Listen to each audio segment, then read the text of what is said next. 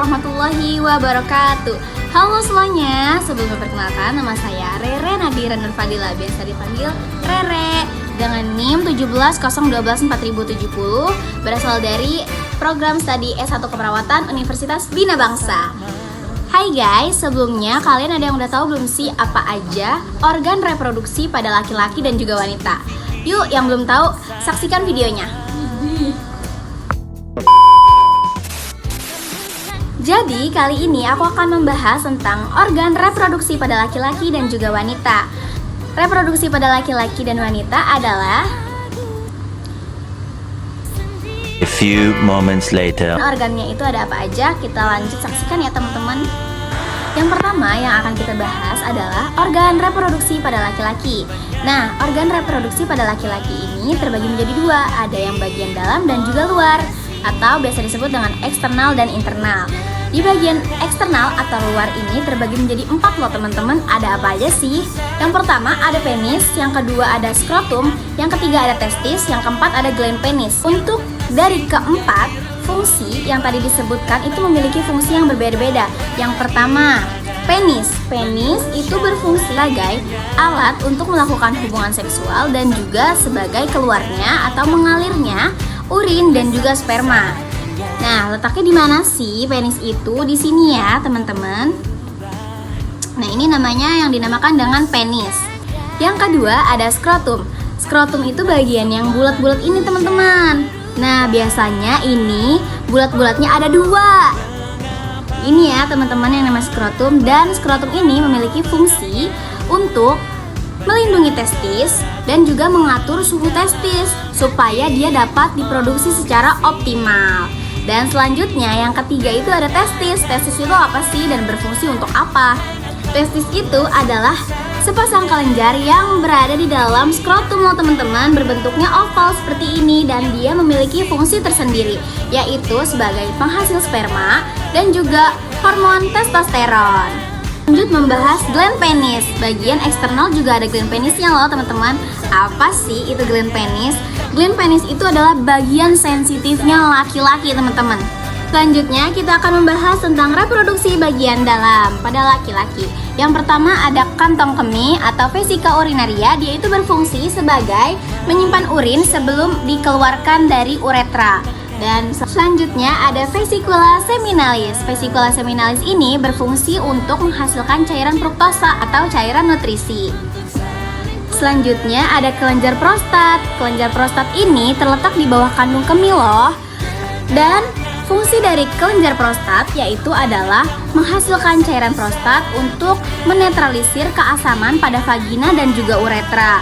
Serta dia juga dapat memperlancar pada pergerakan sperma. Selanjutnya ada kelenjar Cowper. Kelenjar Cowper ini berfungsi sebagai menghasilkan cairan pelumas sebelum atau praejakulasi. Dan ada uretra. Uretra itu berfungsi sebagai keluarnya urin dan juga sperma. Selanjutnya ada jaringan erektil. Jaringan erektil itu berada di dalam penis ya teman-teman. Dia berfungsi untuk merangsang sehingga penis itu dapat menegang. Dan selanjutnya ada vas deferens. Vas deferens itu fungsinya untuk menyalurkan sperma menuju uretra sebagai penyimpanan sementara juga. Dan yang terakhir ada epididymis. Epididymis ini berfungsi sebagai tempat penyimpanan sperma. Baik teman-teman, itu saja yang dapat saya presentasikan pada bagian organ reproduksi laki-laki bagian luar dan juga dalam. Baik, kita akan membahas tentang reproduksi pada wanita. Ada apa aja sih? Nah, organ reproduksi pada wanita juga terdiri dari 2 macam. Ada yang eksternal dan juga internal, atau bagian luar dan juga dalam. Nah, yang bagian luar yang pertama terdiri dari mons pubis. Selanjutnya ada klitoris, labia mayor, labia minor, dan juga ada uretra, ada vagina, dan bagian perineum dan juga anus. Dan mereka tersendiri itu memiliki fungsi dan juga kegunaan yang berbeda-beda. Untuk selanjutnya kita bahas ya.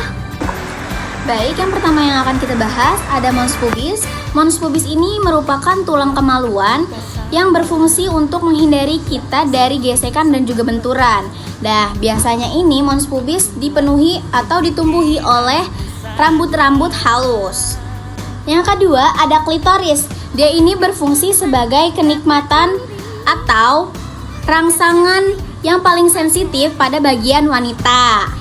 Selanjutnya ada labia mayor. Labia mayor ini berfungsi untuk melindungi struktural vagina bagian dalam. Dan selanjutnya ada labia minor. Labia minor itu adalah bagian dalam. Dia itu fungsinya untuk melindungi lubang vagina dan juga uretra. Selanjutnya ada uretra opening atau biasa disebut dengan saluran uretra. Nah, saluran uretra ini berfungsi untuk keluarnya air kemih atau air urin yang dikeluarkan dari kandung kemih. Baik, selanjutnya ada vagina. Vagina ini berfungsi sebagai tempat keluarnya darah, jalannya persalinan, dan juga sebagai tempat di mana untuk seseorang melakukan hubungan seksual.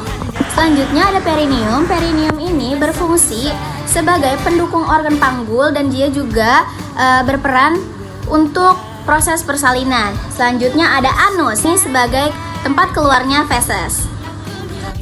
Baik, di sini saya akan menjelaskan apa saja sih organ reproduksi pada wanita bagian dalam. Saya akan sebutkan terlebih dahulu. Yang pertama ada fundus uteri, ada tuba fallopi, ada uterus, ada fimbre yang berbentuk seperti tangan, dan juga ada ovarium, ada endometrium, ada perimetrium, ada myometrium. Selanjutnya ada cervix, ada vagina, ada cervical canal. Dan selanjutnya yang terakhir ada ovarium ligamen. Mereka tersendiri mempunyai atau memiliki fungsi yang berbeda-beda. Yang pertama ada fundus uteri. Fundus uteri ini tempat di mana implantasinya zigot. Selanjutnya ada tuba fallopi. Nah, tuba fallopi ini berfungsi sebagai tempat pembuahan sel telur dan juga sperma.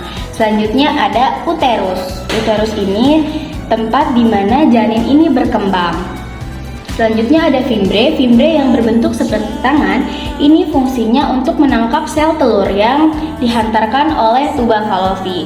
Selanjutnya ada ovarium. Ovarium ini berfungsi sebagai penghasil ovum dari siklus menstruasi. Selanjutnya ada endometrium. Endometrium ini berfungsi untuk menyiapkan kehamilan pada rahim. Selanjutnya ada perimetrium. Nah, kalau perimetrium ini dia adalah lapisan untuk pelindung rahim. Nah, kalau myometrium itu dia berfungsi untuk memunculkan rasa kontraksi pada bagian otot rahim. Nah, kalau cervix ini dia berfungsi untuk menghasilkan lendir. Biasanya lendir ini fungsinya untuk mempermudah atau memperlambat masuknya sperma.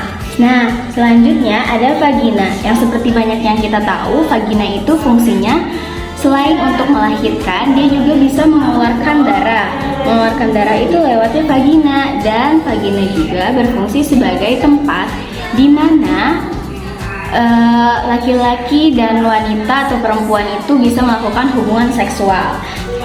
Selanjutnya ada cervical canal. Cervical canal ini berfungsi sebagai tempat di mana keluarnya sperma dan juga berfungsi sebagai tempat jalan keluarnya darah mens.